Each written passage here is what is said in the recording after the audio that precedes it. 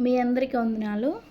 నేను ప్రతిరోజు దేవుని వాక్యం గురించి అందరికీ చెప్దామని ఆశపడుతున్నాను. అందుకే ఈ వీడియో స్టార్ట్ చేయడం జరిగింది.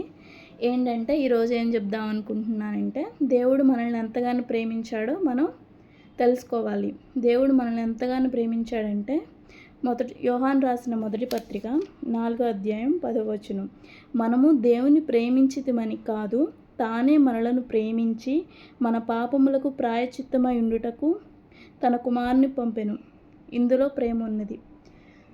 మనం దేవుణ్ణి ప్రేమించామని కాదండి, దేవుడే మనల్ని ప్రేమించి తన కుమారుని మన కొరకు పంపించి కల్వరి శిలువలో ప్రాణత్యాగం చేసేలా చేశాడు. దాని ద్వారా మనకు రక్షణ వచ్చింది. ఆ రక్షణను మనం కొనసాగిస్తూ మన జీవితంలో దేవునికి యందు భయభక్తులు కలిగి ఆయన త్రోవలందు చక్కగా నడుచుకుంటూ ఆయనకి ప్రతి విషయంలో కృతజ్ఞతాస్తుతులు చెల్లిస్తూ ప్రతిదినం ఆయన్ని స్తుతిస్తూ ఆయన్ని ఆరాధించాలి.